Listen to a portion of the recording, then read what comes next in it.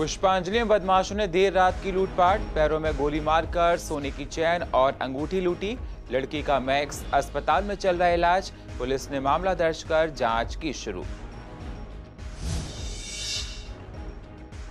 किसानों का आंदोलन 17वें दिन भी जारी। पंजाबी सिंगर भी पहुंचे किसान के आंदोलन में। किसान ने कहा कि जब तक मांगे नहीं पूरी होंगी तब तक नहीं हटेंगे।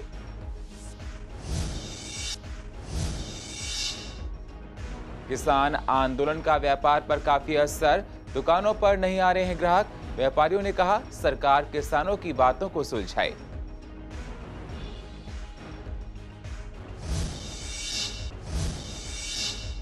पूर्व दिल्ली में जगह जगह फैला है कूड़ा, लोगों को हो रही हैं तमाम परेशानियां। पिछले कई दिनों से कर्मचारियों की हड़ताल, प्रशासन की बदहाली की खुली पोल। जब तक मांगे पूरी नहीं होंगी, कर्मचारियों ने कहा, तब तक करेंगे हड़ताल। और कर्मचारियों ने अपनी मांगों को लेकर किया ईडीएमसी के बाहर प्रदर्शन। जब तक मांगें पूरी नहीं होंगी तब तक जारी रहेगी हड़ताल। कर्मचारियों ने निगम के खिलाफ जाहिर किया गुस्सा।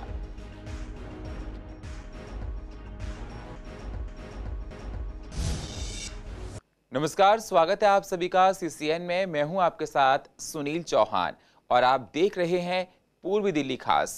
अब होते हैं रूबरू पूर्वी दिल्ली की अहम खबरों के साथ। पूर्वी दिल्ली में लूट अपराध का ग्राफ लगातार बढ़ता जा रहा है, कम होता हुआ दिखाई नहीं दे रहा है। मंगलवार रात पुष्पांजलि के एक इलाके में घटना घटित हुई। आपको बता दें, संजीव नाम के युवक अपने परिवार के साथ खाना खाने के बाद वॉक पर निकलते हैं और कुछ अज्ञात बदमाश आकर उनसे रास्ता पूछते हैं और उसके बाद गन पॉइंट पर उनसे लूटपाट करते हैं। उनके पास से कई अंगूठियां और चैन लेने की कोशिश करते हैं और लेकर फरार हो जाते हैं। ऐसे में सुनील और बदमाशों के बीच नोकझोंक होती है तो वह उनकी बेटी पर 2 राउंड फायरिंग करते हैं और उनकी बेटी के पैर में 2 गोली लग जाती हैं। उसके बाद वह सोने की चैन और अंगूठी लेकर फरार हो जाते हैं।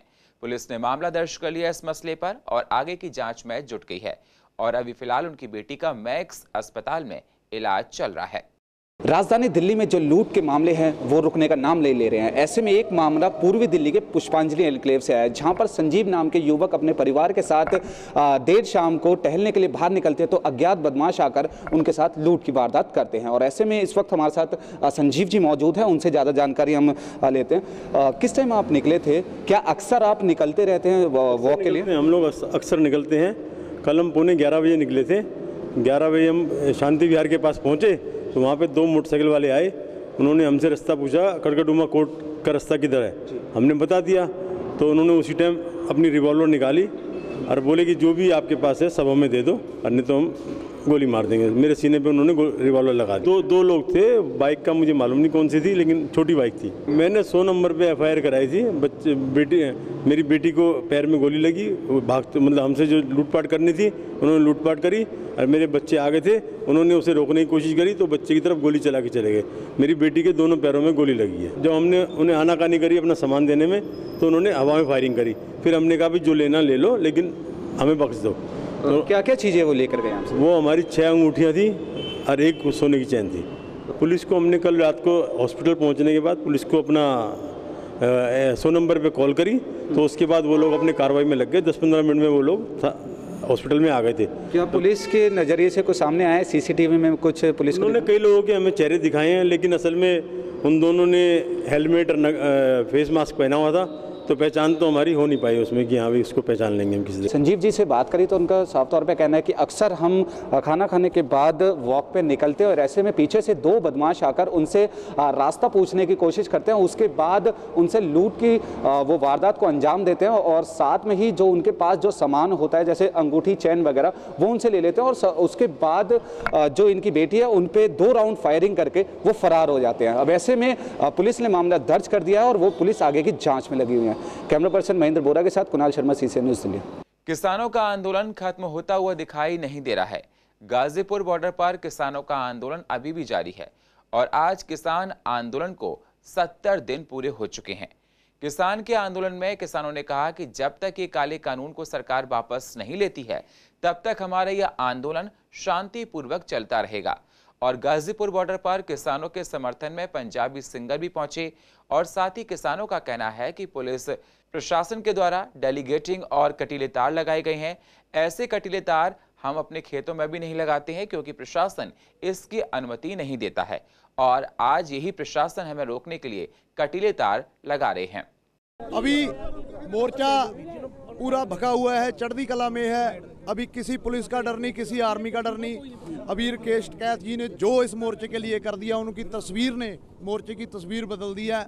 अभी हमारी जो जीत है वो यकीनी होगी। अब हमें कोई आर्मी नहीं दबा सकेगी, कोई सरकार नहीं दबा सकेगी।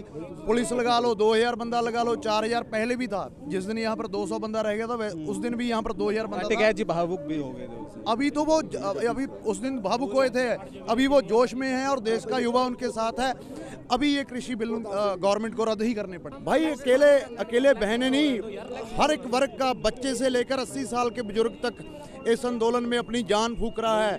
छाती ठोक के कह रहा है कि मैं किसान हूँ। जो सीधे तौर से किसानी से जुड़ा है, जो सीधे तौर से जुड़ा है, किसान की सिंपैथी उसके साथ है।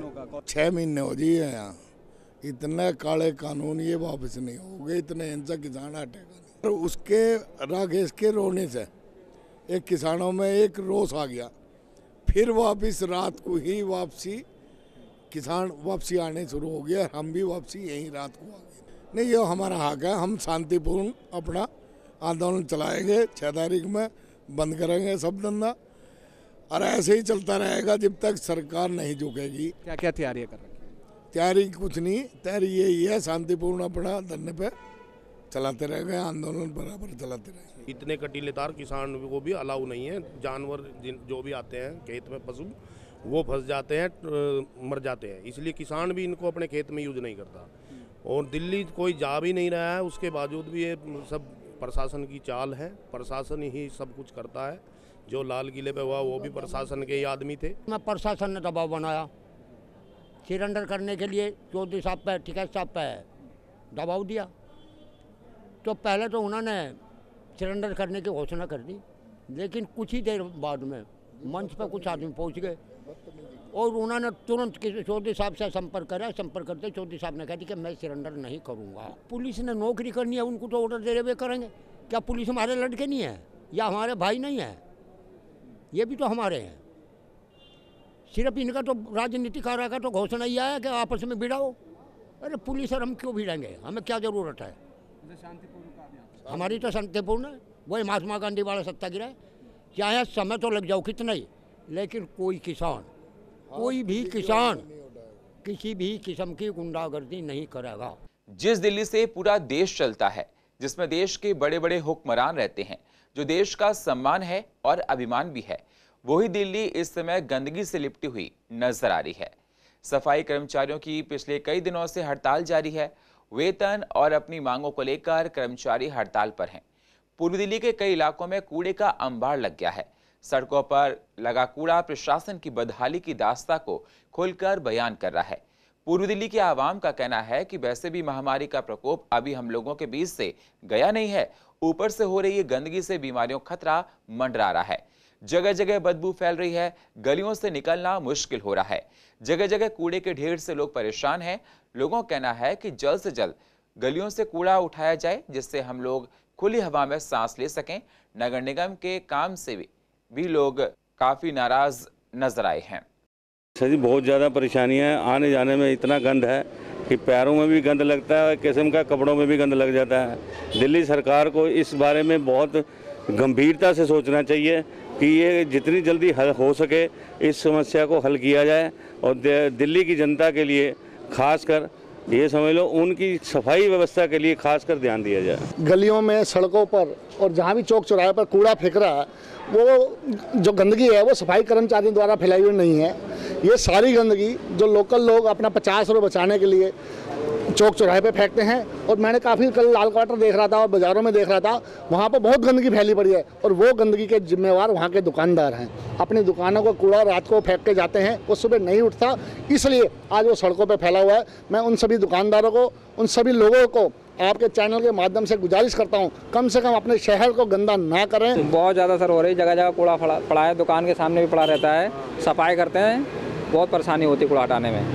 पिछले कई दिनों से एमसीडी के कर्मचारी हड़ताल पर बैठे हुए हैं, अपनी मांगों को लेकर प्रदर्शन कर रहे हैं। ईडीएमसी के कमिश्नर और यूनियन नेताओं के बीच में आज वार्ता हुई, पर उसमें कोई नतीजा सामने नहीं आया। वार्ता बेनतीजा रह गई और आज ईडीएमसी मुख्यालय के बाहर भारी तादाद में एमसीडी के कर्मचारियों ने प्रदर्शन भी किया और उनका कहना है कि हमारी मांगें जब तक पूरी नहीं होती हम तब तक हड़ताल करते रहेंगे और ऐसे ही हमारा धरना लगातार जारी रहेगा। कर्मचारियों का कहना है कि हम पिछले कई वर्षों से काम कर रहे हैं और अभी तक हमको पक्का नहीं किया गया है, साथ ही सैलरी हमें नहीं मिलती है और काम करने के लिए हमें इक्विपमेंट्स भी पूरे से नहीं मिलते हैं। कर्मचारियों ने ईस्ट एमसीडी पर तमाम आरोप लगाए हैं। पिछले कई दिनों से एमसीडी के जो कर्मचारी है वो हड़ताल पर बैठे हुए और बीते मंगलवार को जो ईस्ट एमसीडी की कमिश्नर है दिलराज कौर और साथ ही साथ यूनियन के कई नेता हैं उनके बीच में बैठक हुई है, पर वो बैठक भी बेनतीजा रही है। और साथ ही आज इस वक्त हम मौजूद हैं पड़पड़गंज जो एमसीडी का मुख्यालय है उसके बाहर, जहाँ पर कई सारे एमसीडी के कर्मचारी यहाँ मौजूद हैं जो हड़ताल पर बैठे हैं और साथ ही साथ यहाँ पर बैरिकेडिंग भी कर दी गई है और दिल्ली पुलिस के जवान भी यहाँ मौजूद हैं और यहाँ पे कई सारे जो भारी तादाद में एमसीडी के कर्मचारी है वो यहाँ पर हड़ताल कर रहे हैं अपनी कई मांगों को लेकर। और जिसमें से अभी बैठक हुई थी उसमें 3 मांगों को लेकर नतीजे सामने आए हैं, पर जो एक मांग के पीछे जो ये अड़े हुए हैं कि जो कई सालों से जो एमसीडी के कर्मचारी जो कच्चे में है उनको पक्का किया जाए, उस पर वार्तालाप चल रही है यूनियन के नेता और कमिश्नर के बीच में। ऐसे में हमारे साथ बात करने के लिए मौजूद हैं कर्मचारी, उनसे बात करते हैं कौन सी वो 4 मांगे हैं जिनके पीछे आप ये हड़ताल कर रहे हो और जो बैठक हुई है वो बेनतीजा रही है। अब क्या कर्मचारी सोच रहे हैं? जो हमारी मुख्य मांग है रही है हमेशा कर्मचारियों को कच्चे से पक्का कराने की है। कच्चे से पक्का जो हमारे कर्मचारी काफ़ी 98 से लेकर के अभी तक के कर्मचारी हमारे पड़े हुए हैं और उनमें से भी हमारी काफ़ी फाइलें इन्होंने लेफ्ट आउट में डाल दी। मैं आपको बता दूं सैलरी के मामले में हमारी 4-4 महीने की सैलरियां जो हमारे कर्मचारियों की रुकी हुई हैं, चाहे वो हॉर्टिकल्चर का डिपार्टमेंट हो, चाहे वो हमारा शिक्षा विभाग हो, चाहे हेल्थ डिपार्टमेंट हो, तो ये हमारी मांग है। प्रशासन का कहना है कि दिसंबर तक की जो सैलरी है वो दे दी गई है। देखिए दिसंबर तक की सैलरी जो उन्होंने दी है वो सभी डिपार्टमेंटों की सैलरी नहीं दी है। हाँ, सिर्फ क्लास डी की सैलरी उन्होंने दी है दिसंबर तक की, बाकी जो डिपार्टमेंट है उनकी सैलरी रुक रही है। और मैं आपके चैनल के माध्यम से ये भी बता देना चाहता हूँ कि पूर्वी दिल्ली के अंदर जो इतने सारे स्वच्छता कर्मचारी कार्य कर रहे हैं और जिन्होंने कोरोना जैसी महामारी में काम किया है उनको वर्षों से निलंबित पड़ी हमारी एक मांग जो कैशलेस कार्ड की है। मेरे कर्मचारी का डेथ रेशो सबसे ज़्यादा है क्योंकि वो गंदगी का कार्य कर रहा है, वो गंदगी में काम कर रहा है, वो नाले में घुस रहा है, वो झाड़ू लगा रहा है, उसको ना ही तो कोई किट, ना कोई मास्क, ना कोई ऐसा उनको प्रोटेक्शन दिया गया है जिससे वो गंदगी से काम से बच सके। कब से नहीं मिला? वर्षों से हमारी तो मांग कम से कम 25-30 सालों से है कि कैशलेस कार्ड, ताकि वो अपना इलाज करा सके। अभी कुछ भी पता नहीं है, ये दल बदलू इनका कोई पता नहीं है। ये जो कमिश्नर है ये तो सबसे ज़्यादा खराब है। हमारे जितने नेता बेचारे जो हमारे साथ लग के काम हमारा करवा रहे हैं और हमारे पीछे कोई नहीं है। हमने पूरे इस कोरोना वायरस में हमने एक दिन की भी छुट्टी नहीं करी, ड्यूटी करी बराबर। क्या हासिल हुआ? कोई तनख्वाह नहीं। 24 साल हो गए ड्यूटी करते हुए, लेकिन आज तक पक्के नहीं हुए। हमने कोरोना में भी काम किया है और अभी तक काम ही कर रहे हैं, हमें कुछ नहीं दिया गया। हमारे 2-2, 3-3 महीने हो जाते हैं, तनख्वाह ही नहीं आती है। बच्चों को कहाँ से पालन पोष उठा सके। सब पे आश्वासन दिया जा रहा है। हमारी 3 डिमांडें बहुत खास हैं। एक तो पक्के करने की, कच्चे आदमी को पक्का किया जाए, कैशलेस कार्ड दिया जाए और हमारा जितना वेतन रुका हुआ वो सारा क्लियर कर दिया जाए। हमारी 3 डिमांड है, 3 डिमांडों में से कोई डिमांड पे इनको गौर नहीं किया जा रहा। हमारी जो सबसे बड़ी डिमांड है, सबसे अच्छी जो डिमांड है, ये सबसे कहो विराट हमारी जो डिमांड है वो कच्चों से पक्के वाली बात है। और हमारे साथ में डिपार्टमेंट उद्यान विभाग है, हमारा डेम्स डिपार्टमेंट तो है ही, इंजीनियरिंग डिपार्टमेंट भी है और शिक्षा विभाग भी है, हेल्थ डिपार्टमेंट भी है। एमसीडी के जितने भी तमाम डिपार्टमेंट वो सारे यूनियन के साथ एक साथ इकट्ठा होकर इस लड़ाई को लड़ रहे हैं। हमारे साथ एएसआई, एसआई वो भी हमारे साथ इस लड़ाई को जीतने में और हमारे साथ जुड़ने में सक्षम हुए हैं। एक तो हम लोगों को पक्का नहीं करे जा रहा, ये तनख्वाह की तो छोड़ो, सबका बुढ़ापा आ गया, आधे तो मर भी लिए। पक्का ना होने के कारण आज होंगे कल होंगे, ये खाली आश्वासन देते और कुछ नहीं करते। और अब भी यही कर रहे हैं, आश्वासन देकर अंदर बिठा ले, कुछ कर ही नहीं रहे हैं। कब से बैठे, सुबह से आए बैठे हम यहाँ पे। खाना पानी कुछ तो चाहिए, हमें नहीं चाहिए। हमारे घर में राशन होगा जब लाएंगे। जैसे कि सफाई कर्मचारियों का कहना है यहाँ पर अलग अलग यूनियन के नेता और कमिश्नर के बीच में बैठक चल रही है और ऐसे में नतीजे सामने नहीं आए हैं, पर ये अपनी मांगों को लेकर अड़े हुए हैं कि उनका ये कहना है कि हम बहुत से सालों से यहाँ पर काम कर रहे हैं पर अभी तक हमें पक्का नहीं किया गया और जब तक ये मांगें पूरी नहीं होती तब तक हम इसी मुख्यालय पर अपना धरना प्रदर्शन जारी रखेंगे। कैमरा पर्सन ललित कुमार के साथ कुणाल शर्मा, CCN न्यूज़ दिल्ली। किसानों का आंदोलन आम लोगों के साथ लोगों पर काफी असर डाला है। पूर्व दिल्ली के गांधीनगर के व्यापारियों के लिए काफी कष्टदायक बना है, जिसका असर उनके व्यापार पर साफ साफ दिख रहा है। गांधीनगर के व्यापार नेता विमल जैन का कहना है कि किसान आंदोलन की वजह से दुकानों पर कम ग्राहक आ रहे हैं। ग्राहक यूपी से काफी आया करते थे, गाजीपुर बॉर्डर बंद होने से ग्राहक नहीं आ पा रहे हैं। हम चाहते हैं सरकार जल्द से जल्द किसानों के साथ बैठकर मामले को सुलझा ले, क्योंकि इस तरह से व्यापार पर बहुत असर पड़ रहा है। सरकार मेरा भला करना चाह रही है और मेरे को समझ नहीं आ रहा सरकार किस तरीके से मेरा भला करेगी। तो सरकार को चाहिए पहले किसान संगठनों से मशवरा करे, उन्हें समझाए, और या जो राजनीतिक दल 16-17 पार्टीज़ का विरोध कर रही हैं उनको भी मिला के उनसे भी बात करें कि भाई इसमें क्या गतिरोध है, किस लिए आप इसलिए इनका समर्थन कर रहे हैं, या किसान किस लिए 67 दिन से वहाँ बैठे हैं। सैकड़ों किसान इसमें मर गए, काम का देश का बहुत तगड़ा नुकसान हो रहा है, व्यापारी तो बर्बाद ही हो जाएगा। पहले कोरोना की वजह से लोग दिल्ली नहीं आ रहे थे, अभी आंदोलन की वजह से लोग दिल्ली नहीं आ रहे। जब व्यापारी को पता है कि मैं घर से निकलूंगा और घर वापस सुरक्षित पहुंचूंगा, ये नहीं पहुंचूंगा, तो व्यापारी दिल्ली नहीं आने का, व्यापार का बहुत तगड़ा लॉस हो रहा है। पूर्वी दिल्ली के गीता कॉलोनी थाना अंतर्गत 2 बच्चे गुम होने की शिकायत के बाद ऑपरेशन मुस्कान के तहत गीता कॉलोनी थाना पुलिस ने उनको ढूंढ निकाला है। शिकायत मिलने के बाद गीता कॉलोनी थाना SHO ने अपनी एक टीम गठित की, जिसके तहत टीम ने लगभग 3 घंटे के अंदर बच्चों को ढूंढ निकालकर परिजनों को सौंप दिया है। आपको बता दें, वे बच्चे गीता कॉलोनी के रहने वाले थे। खेल कूद के दौरान दोनों बच्चे लापता हो गए थे।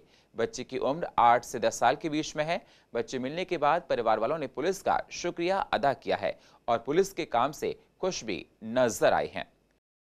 मंगलवार को CBSE बोर्ड के 10वीं और 12वीं की डेट शीट आ गई है। कोरोना काल को देखते हुए इस बार स्कूल नहीं खुले। बच्चों ने ऑनलाइन क्लासेस से ही अधिकतर कोर्स को पूरा किया। कभी कभी ऑनलाइन क्लासेस के दौरान बच्चों को परेशानियां भी नेटवर्क की वजह से आई। हालांकि अब तो एहतियात के साथ स्कूल खुल गए हैं। बच्चे स्कूल में अपने प्रैक्टिकल्स और कोर्स कंप्लीट कर रहे हैं। हमारे रिपोर्टर अमन ने पूर्वी दिल्ली के अभिभावकों और बच्चों से बात की और जाना कि क्या वो लोग डेट शीट आने से खुश हैं। तो पेरेंट्स और बच्चों का कहना है कि हम लोग डेट शीट आने से खुश हैं। अभिभावकों का कहना है कि डेट शीट तो आ गई है, लेकिन कोरोना की वजह से स्कूल बंद थे, उसका पढ़ाई पर बहुत असर पड़ा है। लेकिन बच्चे पूरी मेहनत कर रहे हैं जिससे वे बोर्ड के एग्जाम में अच्छे नंबर ला सकें। मुझे बहुत अच्छा लग रहा है। 12th क्लास की और 10th क्लास की डेट शीट आ गई है और मई में पेपर हो रहे हैं, इससे तो अच्छा है। लॉकडाउन में हमें पढ़ने का एक जरिया मिल गया कि हमें अच्छे से पढ़ने का टाइमिंग भी पता चल गई कि कैसे पढ़ना है कैसे नहीं पढ़ना। और वैसे तो मार्च में होते थे पेपर 12th क्लास के, लेकिन एक अपॉर्चुनिटी मिल गई हमें कि 2 महीने पहले से हमें हमारी डेट शीट आ गई है। अब स्कूल खुले, मुझे अच्छा लग रहा है और गवर्नमेंट ने हमको पढ़ाई करने के लिए 3 मंथ्स एक्स्ट्रा दिए और जो डेट शीट आई है वो अच्छी आई है। अच्छे से हमारा जो पेपर है उन्होंने डेट शीट देखकर बनाई है। इस डेट शीट को देखकर खुश हूँ। मैम भी हमारी बहुत ज़्यादा एफर्ट्स कर रही है हमारे ऊपर और हमको बहुत ज़्यादा टाइम मिल चुका है। हम कर सकते हैं इस डेट शीट को देख के और अच्छे मार्क्स कर सकते हैं। मेरे को अच्छा लगा CBSE का ये रूल, क्योंकि पढ़ने का ज़्यादा टाइम मिल गया मेरे को। हाँ, ये बिल्कुल ठीक है, पेपर हो रहे हैं क्योंकि इससे पता चलेगा कि हाँ कौन बच्चे कर पा रहे हैं कौन नहीं कर पा रहे। ऑनलाइन के चक्कर में बच्चे पेपर जो है चीटिंग करके देते हैं, तो उससे जो अच्छे बच्चे हैं पढ़ने वाले वो काफ़ी लॉस में जा रहे थे। पेपर स्टार्ट हो रहे हैं, अच्छी बात है। मेरा बच्चा 10वीं में है, लेकिन पेपर का टाइम तो थोड़ा कम ही मिला है, लेकिन ये सही रहेगा, अच्छी वो है। बर्ड फ्लू का खतरा कम होता हुआ दिखाई नहीं दे रहा है। पूर्वी दिल्ली के मयूर विहार फेज 3 के सेंटर पार्क में कौवे मरने का सिलसिला लगातार जारी है। पार्क में रोजाना 4 से 5 कौवे मृत मिलते हैं। आपको बता दें, उन कौवों को वहीं गड्ढा कर दफना दिया जाता है और ऊपर से दवाइयों का छिड़काव किया जाता है।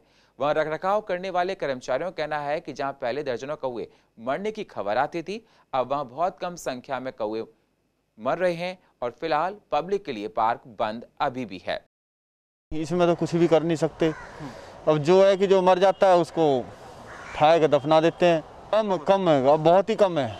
तो पहले पब्लिक के लिए क्या अलाउ कर रखा है? नहीं, पब्लिक के लिए हमने बंद कर रखा। उसी दिन से बंद कर रखा जिस दिन से शुरुआत इस तरीके की हुई थी। 1-2-4 मिले थे हमें, हमने जब ही बंद कर दिया था। सेफ्टी क्या, वही अपना सैनिटाइजर करते हैं वहाँ जहाँ जगह को, जो छिड़काव वाले ही हमारे आते हैं सैनिटाइजर वाले, वो करके जाते हैं। सारे और अपने पास भी रख रखा है थोड़ा सैनिटाइजर ला के, वो छिड़क देते हैं, ऊपर वहाँ भी छिड़क देते हैं, जहाँ से कौवा को उठाते हैं वहाँ छिड़क देते हैं और अपने हाथों पे। और क्या है, 1 फरवरी से DU के कॉलेज खुल गए हैं, लेकिन अभी कॉलेज में कम ही स्टूडेंट्स आ रहे हैं।